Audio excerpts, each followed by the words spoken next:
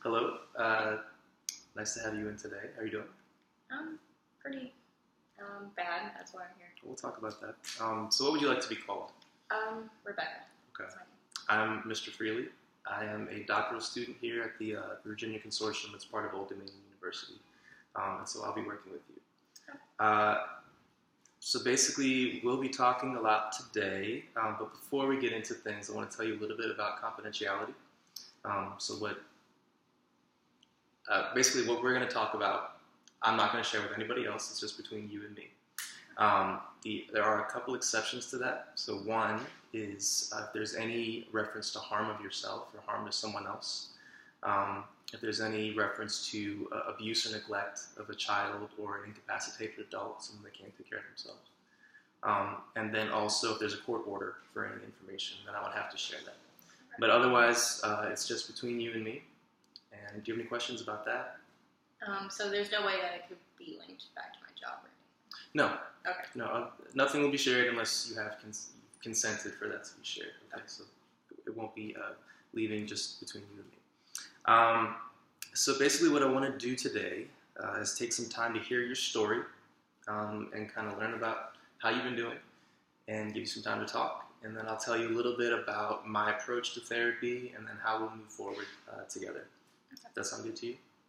Okay. So why don't you just tell me what brings you in today? Well, I guess everything has just gotten to this point where I feel like indifferent. I just don't feel good about anything. I don't feel happy. I don't feel angry. I mean, I feel just either sad or just I don't care anymore, which is not like me at all. Question, do you mind if I write down notes as well while you're talking? Yeah, I just want to make sure I get everything you say. Mm-hmm. So you said indifferent and not like you used to be. Yeah. Could you tell me a little bit more about that?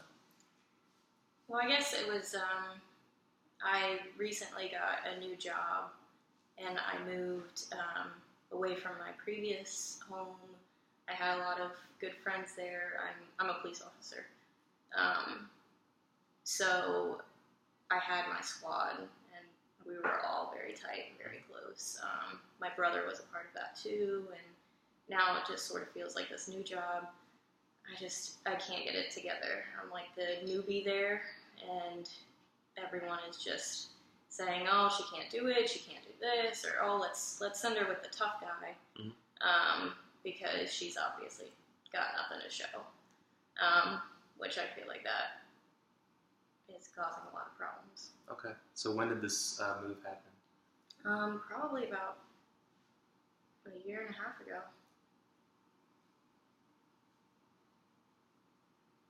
So it's been a long time, and I was hoping that I'd be able to prove myself up until this point. Mm-hmm. And did the change in how you feel sort of happen immediately when you moved? Yeah.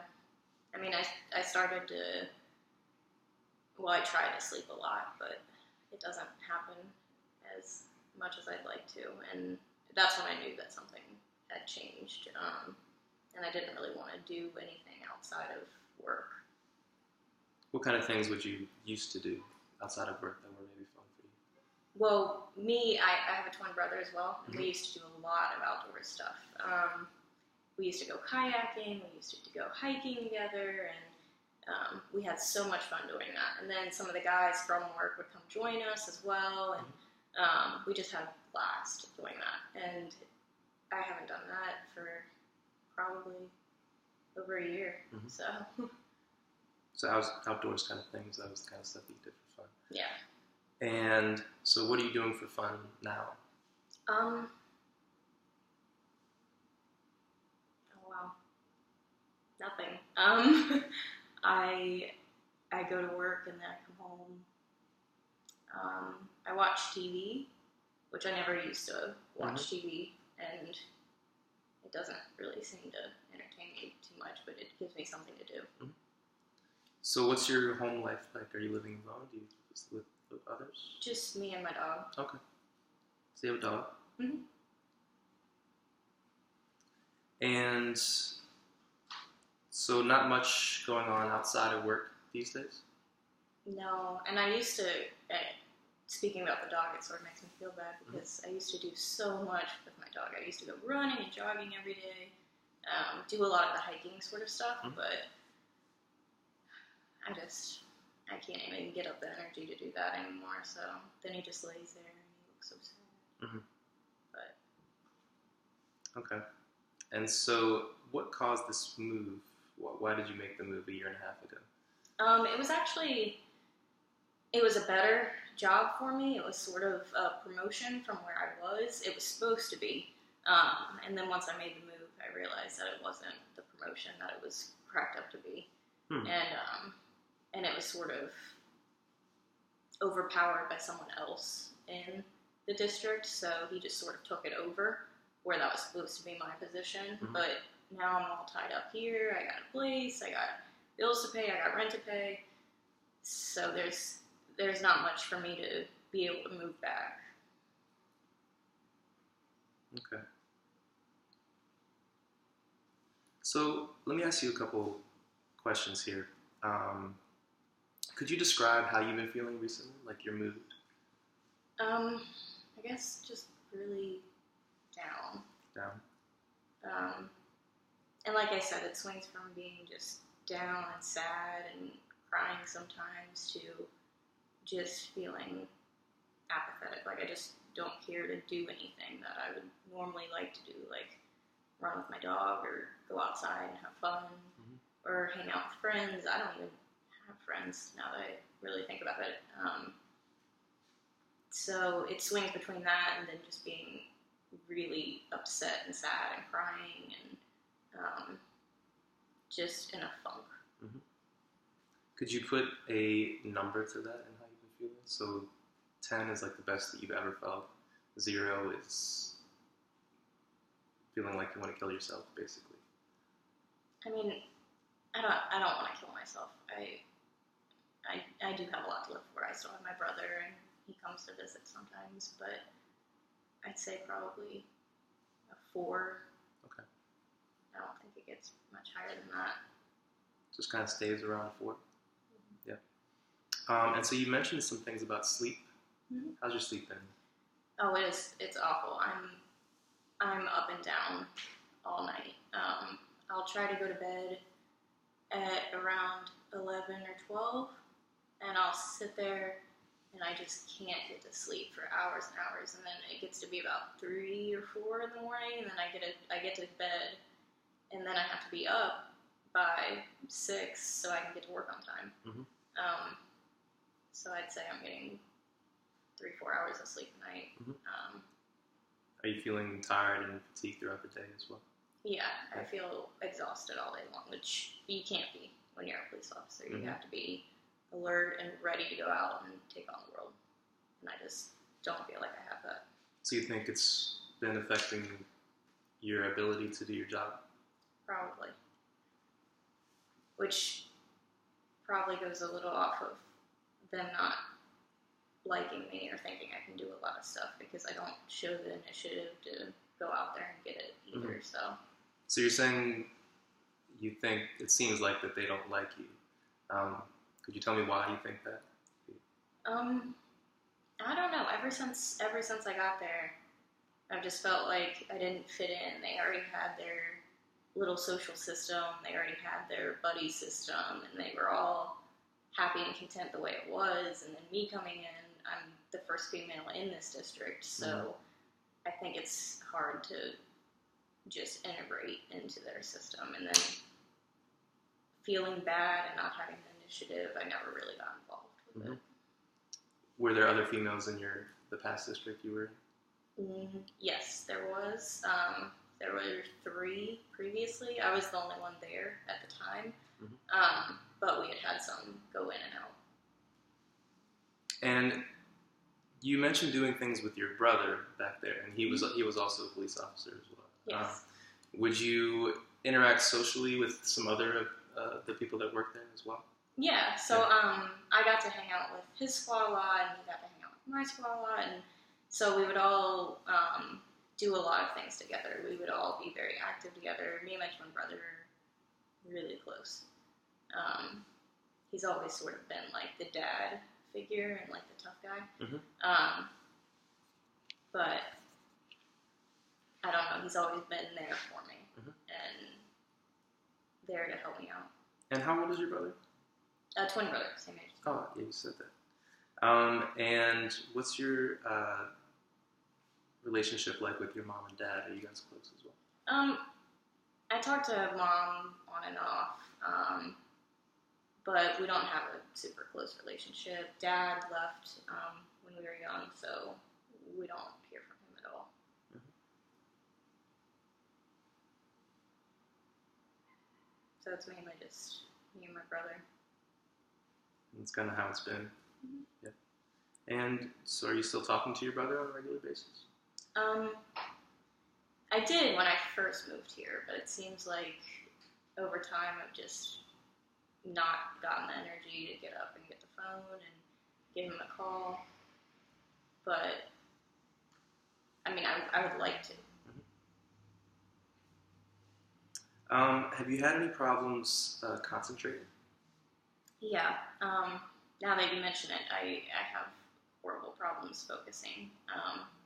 Like I said, you can't be that way when you're a police officer. You have to be on task and know exactly what you're doing and when to do it, and things have to get done in a timely manner. And it's hard for me to go to work and really focus on what needs to happen. But right now, that's what I got. So yeah, go to work.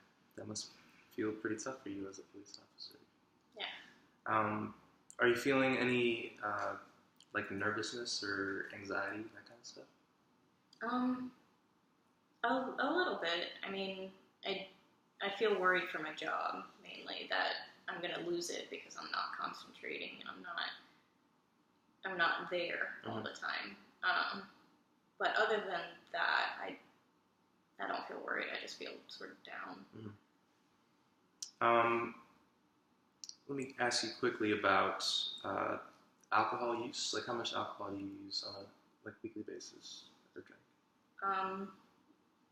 Well, I used to probably drink more than I do, but that's when I had a friend group. Now I'd say I drink maybe 1 or 2 beers a month. It's pretty rare. Okay. And any like drug usage or things like that? No. Okay. So getting a little idea of sort of how you're doing. In your own words, what would you say are the key struggles that you're struggling with right now? I guess motivation and getting up off my feet and doing things that I used to like to do. Because I think if I had initiative, I'd be able to gain some concentration back at work, and I'd be able to focus on the things that I need to be focusing on.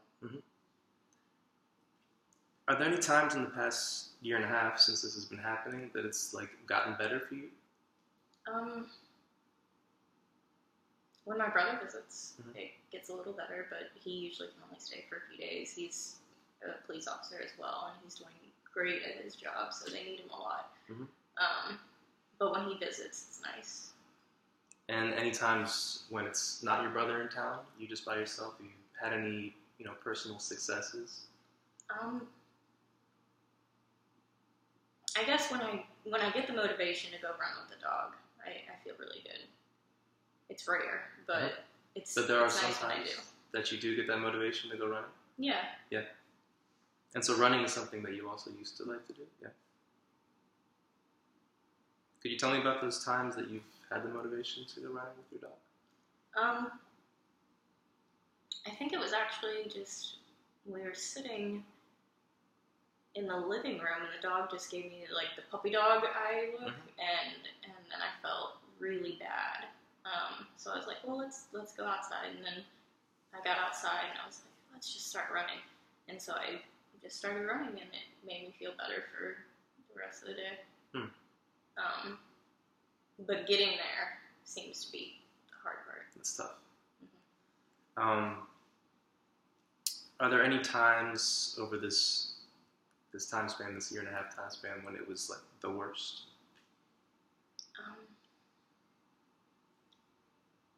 There was one instance at work when I was having a bad day. I couldn't concentrate on anything, and I lost an opportunity at work to catch a guy, and boss hammered down on me, and for the week afterwards, I'd say I barely had energy to get in and go to work, Mm-hmm.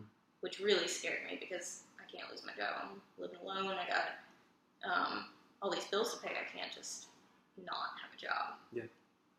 But you're still finding the motivation to make it into work and still do your job. Maybe not as well as you would like to, but you're still doing that. No, I have to go to work. Yeah. So I'm just probably not the best police officer right now. Yeah. So even though you're struggling with all this, you are still making that happen. Yeah. Yeah. So there's a baseline of achievement that you can build towards, I think. So the key struggle there is motivation, like you said.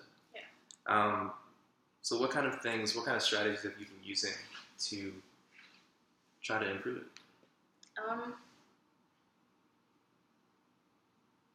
Honestly, I can't think of many besides the dog looking bad at me. Mm-hmm. Makes me a little bit motivated, and then if my brother's coming into town or I'm talking to my brother, I feel like I have a responsibility to do things the way that I know I should be doing it, which is getting out and Mm-hmm. feeling productive and doing a good job at work. Mm-hmm. At times when I don't talk to him or I am not paying attention to the dog, I just get in this big funk where I just can't do anything. What does that big funk look like? Could you give me a little more description? Like physically, I just lay on the couch and watch TV, Mm-hmm. and that's all I do. And then I'll get up and get some snacks every once in a while, but that's pretty much it. And then I'll go to sleep late, and then I'll try to go to sleep, and I'll just toss and turn in the bed and not be able to do anything, and then look on the phone and watch more stupid things that I'm not interested in, and then eventually fall asleep, and then I'll go to work, and then when I come home, it's straight to the couch again. So when you're in that moment on the couch watching these things, like, are you enjoying that? No. I honestly, I don't even remember half the stuff I watch. I just watch it to distract me from worrying about my job and what my boss is going to do if I keep this up. Mm-hmm. So it's sort of a distraction from the realities of what you have to deal with. Yeah, it's a good distraction because people on these TV shows are just ridiculous. So, what kind of shows do you watch? Keeping Up with the Kardashians. That's embarrassment because I hate the family, but Seems to be that, why a lot of people watch it. and all the reality shows, all the horrible reality shows that you probably shouldn't watch, I watch. But I don't enjoy that. I'd rather do other things with my life because that's not very productive. So you don't enjoy them, and you'd rather do other things. So in that moment, what's keeping you from trying something different? So this strategy of distraction doesn't seem like it's working. No. But you keep coming back to it. So maybe there's something comforting about it. It's easy. It's easy. There's so much energy involved with like going running or going hiking. You have to prep all the materials that you need, and then you got to get in the car, and then you got to drive, and then you got to get there, and then if I have my dog too, I have to deal with him, and he's not the best on car rides, and then once you're there, you actually do the hike, but it's a lot of steps to get there, and it's really easy just to sit on the couch. Okay. It makes sense as a strategy. Easy. It takes a lot of energy to get out there and do those sort of things. Are there other sort of things that you enjoy that maybe aren't so daunting in terms of like all the energy that's required to go out and do some big activity? Does that make sense? Yeah, no, I used to like to cook. I used to like to try to cook, but I don't know if I'm very good at it or not, or if I even remember how. But I used to like to do that, and that's not as much energy because you need to eat anyways to keep your energy up. Mm-hmm. And if I'm already in the kitchen making a microwave dinner, it's not a stretch to say I'm going to cook something in a fry pan. Mm-hmm. So that's another thing that you used to enjoy a little bit. Yeah. Cooking. Okay. So there are some things that you've identified that you would like to do, but there's something that's keeping you from doing it. Mm-hmm. So is this problem, is it strictly related to that time frame when you came and moved? Did it occur at all before? No, I used to be really active and fun to be around, and yeah, it's since I moved, it's just I'm a different person. Mm-hmm. So what were your expectations for when you moved? Were you excited about the move? What were you thinking about it? I was excited because I thought it was going to be a good position for me. I thought I would take on some more leadership roles, and I figured I would just regain that sense of family in the police unit, and that just never really happened. So, but I was excited at first, right? Everyone that I knew back home was really excited for me. Mm-hmm. So, I guess just the expectations of what I was going into weren't real. Mm-hmm. So you're disappointed when you find out how the actual situation was. And so you said you don't get along with any of the coworkers? No. We butt heads a lot. But I mean, at the same time, I don't really go out of my way to say hi in the morning, or I'm never the one that starts the coffee maker. I just go and get coffee. Mm-hmm. So I guess there's ways that I could try a little better. Is this something you would like to change? Yeah, I would love to have a group of people that I hang out with. Mm-hmm. I think that would help a lot. Okay. So we've gotten a nice sort of little idea of how you've been doing here. And basically, let me go ahead and tell you sort of a little bit about my plan. So the therapy that I provide is called Acceptance and Commitment Therapy, or ACT.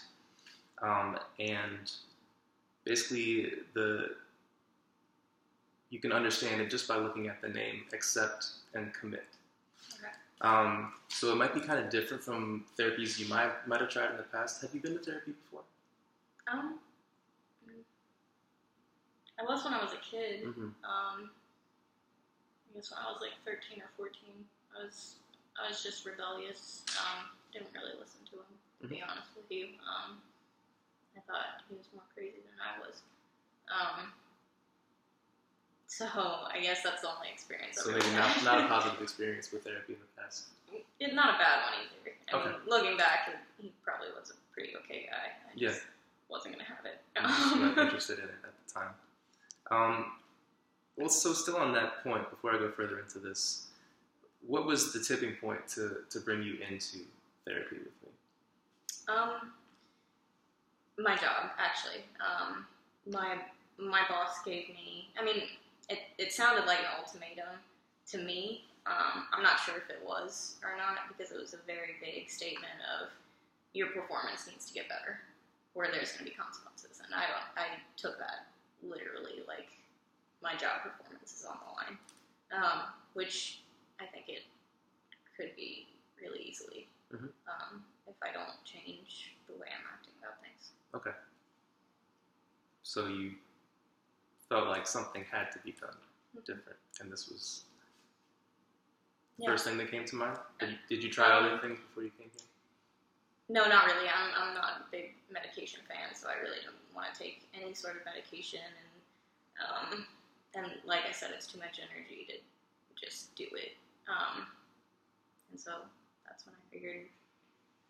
My brother actually suggested it. Said, "Oh, why don't you go talk to someone?" Mhm. I was like, "Who do you talk to?" He said, "A therapist." So then I found you. Well, that's a great first step. Do you have any expectations about therapy before I go into my little explanation? I mean, I always just assumed that you guys would like label people as crazy, and then, but I don't know if that's what really happens or not. Mhm. I guess that's my only. And any expectations about how this would go, or what do you want to get out of this? Figure out a way to have that motivation. Mhm. I mean, that's what I really want this to accomplish. Okay. You're coming in here with me, and you want to work together to figure out a way to get motivated to do those things. Because it sounds like you know the things that you want to be doing. Mm-hmm. It's just the step of getting to that. Yeah, it's just exhausting trying to get up and do it. Okay. So I'm optimistic that we can make that happen. Okay. Here. Oh, good. And so, yeah, acceptance and commitment therapy, that's the kind of therapy that I provide, ACT. And so basically, yeah, it's accepting and committing to change. So a lot of conceptions about therapy are that you want to change the way you think or change the way you feel or like get rid of negative emotions, that kind of stuff. Mm-hmm. The focus of ACT is that you still are going to have those thoughts and those emotions, but we're going to try to change your perception of those things. So you're still going to have these feelings of being down. Those are inevitable. Those are part of you, and sad thoughts and things like that. But we're going to change the perspective on those and see them as not things that are real or that define you, but that you can have those things and you can still move forward. Okay. Towards things that you think are important, that you want your life to be about. Okay, so acceptance, commitment to change, and then a big part of it is establishing what's important to you as a person. And I think I'll go over that now, actually. So before you leave today, I'm going to give you this handout. Okay. It's a valued living questionnaire, and we do this at the end of every first session of ACT. Okay. So the idea is that I want you to come up with what's important to you, and then you come in the next session and we talk about it. Okay. And so then you can work the rest of the time in accordance with those goals and values that are important to you. Does that make sense? Do you have questions about that? No, like my job's important. Mm-hmm. My twin brother is really important. My lifestyle, my active lifestyle, is important. So I'll give you a brief overview of this, and then you can take it home and then bring it back into me next time. So this is 2 sheets, and it's the same 1 out of 10 scale here. But this first one, you have all these different areas of your life, mm-hmm. and you're going to assign a level of importance to you. Okay. So however much you sense that work is important to you, you would rate it from 1 to 10 in all these different areas. Okay, and the next one is then how you think you've been doing in that area over the past week. And so you're going to see how much each factor is in accordance with how personally important it is to you. So you're looking at your behaviors and seeing how consistent they are with your values. They're not going to match. Okay. Is that okay? And that's good, and we have something to work with. Okay. Okay? Because ultimately you want to move towards what's important to you. So we want to shift our perspective and then allow you to move towards your value direction. That makes sense. Okay? And then so another part of ACT is the use of metaphors. Mm-hmm.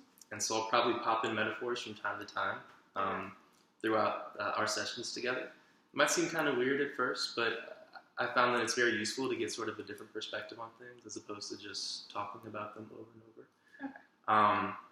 So one example that I often use in the first session is called the man in the hole. Okay, and so basically, I want you to imagine yourself. You're this person who's maybe, let's say you're in a plane, and they blindfolded you, and they dropped you off into the desert, and they've also left you with this bag of tools. Okay, so they drop you off in the desert. You're blindfolded, and you're walking around. You don't really know what to do, but you come to a hole. You fall into a hole. You're in this ditch now in the desert, and you take off your blindfold, and you look in this bag of tools that you have, and you see that all the tools are shovels. And so, what do? What do you think you do? Well, you dig. Yeah, you just dig, because that's all you have to work with. You have these shovels, and so, my only thing that I can do is to dig further. And so, while you think you're being proactive, you're actually digging further and further and further into this hole. Okay. And so, the metaphor is that you have these strategies that you've had, that you've developed over the course of your life. And basically all you have right now are shovels to work with. And so even though, for example, watching TV or just hanging out on the couch, that might be comforting in the moment, you're digging the hole further and further. And you can probably see it. Yeah, no, that makes a lot of sense. Because the shovel isn't going to get me anywhere. Right. So our goal in here is to come up with some other tools to maybe help you get out of that hole. Okay? That sounds great. And before I move any further, do you have any other questions about what therapy might look like?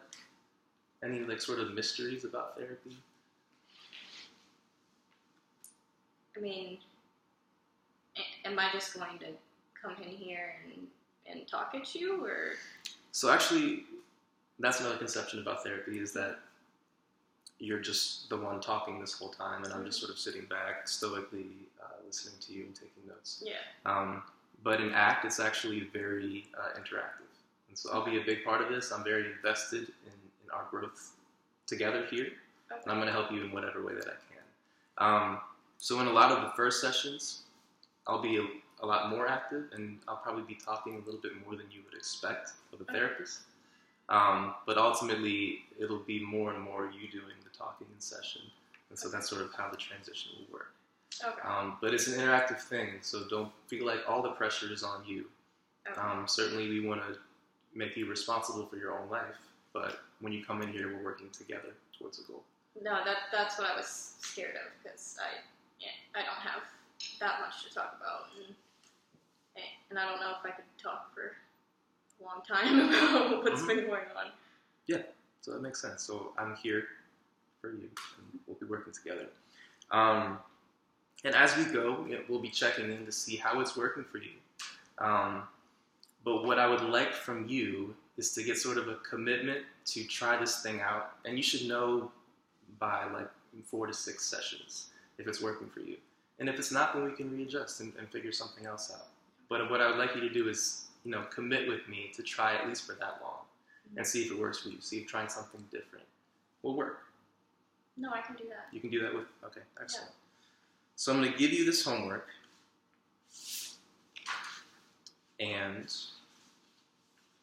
I actually have more time than I thought. So what I'm going to do now is, let me ask you, have you had any experience with meditation? None. Do you have any thoughts about meditation? I mean, is that the thing where the monks sit and they go Is that it? So that's one form of meditation. Yeah, and There's other forms? That's like Buddhist monk meditation. But meditation has been very westernized over the years, if that makes sense. And so meditation is actually a big part of acceptance and commitment therapy. Okay. And so I don't want you to think of it as anything that's like religious or spiritual or that kind of thing. What it is a way to get you to more fully experience the moment. And in those times when you're at home on the couch watching TV, to not just fall into that same way of being, but to be able to actually experience how you're feeling there. So what we're going to do is, today we won't be doing mindfulness, but at the beginning of every session, we'll do 5 to 10 minutes of meditation to begin the session. And so what that does is it kind of grounds us in the present moment to set the basis for the rest of the session. And I found that to be very useful because a lot of times you come in, you have all these different things that you want to talk about, and it can be hard to jump in and be present. Mm-hmm. But if we have that time together at the start, then we can be sort of clear-minded as we move forward in the session. Okay? Does that make sense? Yeah. Would you like to try like a couple minutes of meditation? Yeah. Would you be open to that? Yeah? Okay. So we'll just do a couple minutes. A lot of these can be more guided, more specifically oriented towards certain things that you want to be thinking about or trying to feel. But this first one that I do, all you'll really be trying to do is get in touch with feeling your breath. Okay? So go ahead and sit comfortably, trying to make sure you're not feeling rigid in any area of your body. And what I'd like you to do in terms of your posture is imagine that there's a hand that's just above your head, just slightly above your head. And I want you to just sort of adjust your body so that you just come in contact with that hand that's above your head. Okay? And you can go ahead and close your eyes. Okay, try to get a sense of the different parts of your body, sense if there's any area that's constricted or rigid or feeling tight. Try to loosen that if you can. If not, it's okay. Face feels tight. If your face feels tight, try to loosen it. Try to loosen your neck, loosen your jaw. Try to look at not your face as a whole, but all the different parts of your face. So even your eyes might feel constricted, or your forehead, different things like that. So try to feel just relaxed. And now what I'd like you to do is start to notice where your thoughts are. What are you thinking about? My job and making sure I get back to work on time. Okay, so take some time to just see those thoughts as they come. Don't judge your thoughts. You can't control these thoughts. They're going to happen. So just take a minute or so to try to acknowledge the different thoughts that pop into your head.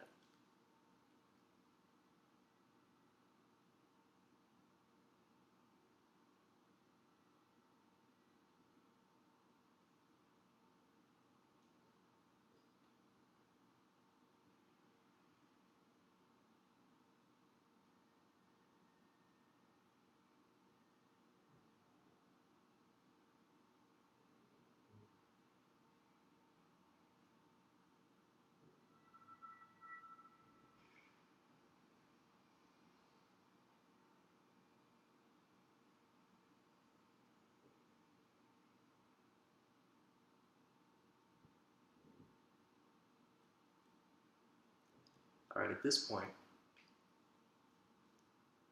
these thoughts will still keep popping in, and don't feel bad if they do, because it happens to everybody.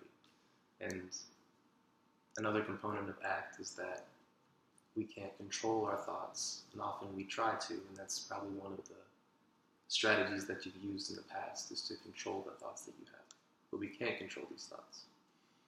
So still allowing your thoughts to come and go as they do, I'd like you to start focusing on your breath. Try to feel what it's like to have the breath come in and go out. Try to feel it in minute detail, if you can. Feel it coming in through the nose, going down through the body, and as it comes back out.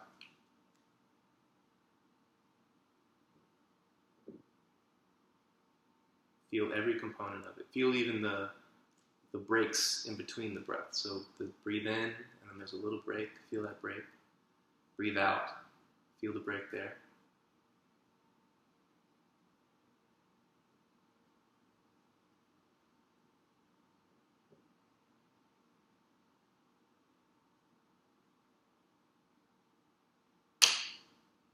Try to feel each breath fully. this breath, and this breath.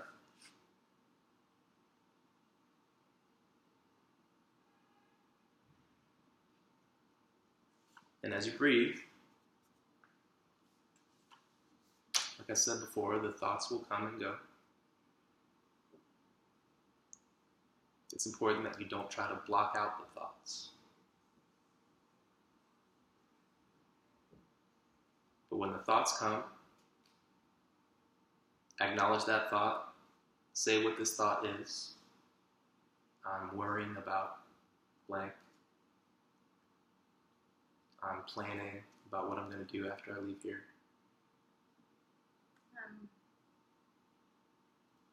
I'm worried that I'm not going to make it back to work on time, but it shouldn't matter because I told him that I'd be gone for an appointment. I really need a cup of coffee. So those are good. Those thoughts are coming. And so, yeah, just like you were doing, articulate those thoughts. And then when you're done with them, come back to the breath as well as you can. Wonder what my brother's doing. Should probably call him.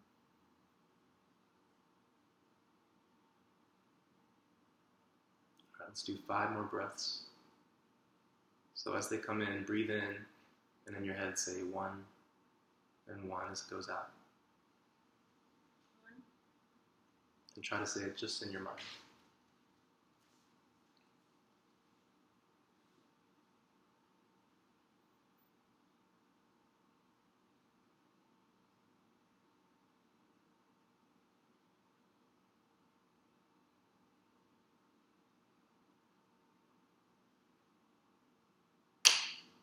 And when you get to 5, go ahead and open your eyes back up. Bring your awareness back to the room. Okay. Do you want to tell me how that was for you? It was weird at first. It was awkward. But I feel relaxed. I feel a little bit more calm than I did before I went in. So the goal is, or the plan is, that each session we'll do something like that together. And I'll be meditating as well. And then that'll sort of set the stage for the rest of the session. I like that. Yeah, so you think that's something that you could do moving forward? I think so. And so a big part of that as well, especially if you do like it and you're interested, is to be practicing that between sessions. So you feel more comfortable with it and you can really make the most of it in session as well. Okay. And make it sort of a part of your everyday life. Okay. I think I can do that. You think you can do that? Okay. And I'll give you a little bit of literature on it to take home as well, to learn a little bit more about it, provide some more of the rationale. Because there's lots of research about how mindfulness is really effective for people and can be very helpful. We'll be doing that at the beginning of every session. And then we will be discussing the homework from the previous session. Because homework is also another very important part of what we do here. Okay. We'll be talking about and defining different things that you could do that are in your values-oriented direction. So different tangible things that you can do. And so part of homework will be to go and try that thing in some way that we agree upon in session that's doable for you. You know, you don't want it to be something that's going to set you up to fail, but you also want it to be a little challenging because we're trying to make some changes. We're trying to not use the shovels anymore. And so the second part of therapy will be talking about the homework, how it went for you.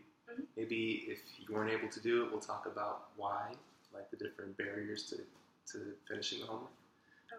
Talk about your successes, how it felt for you, that kind of stuff.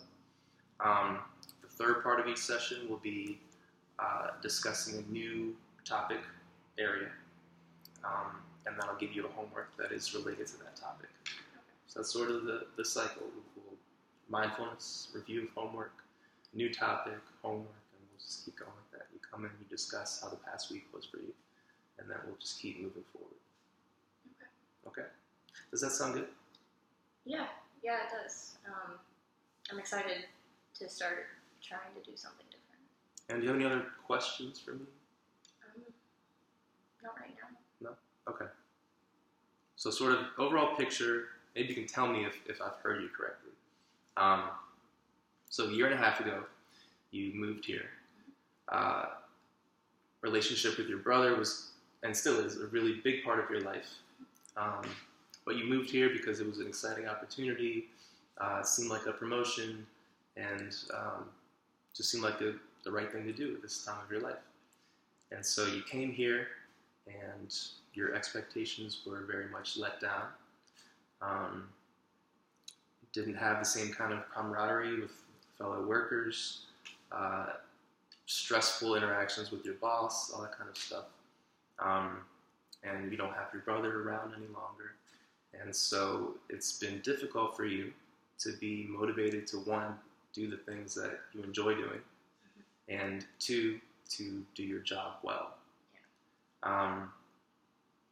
And so now you're at this point where your boss is saying, you need to figure things out, and you feel like there's a real threat of some serious consequences in your life.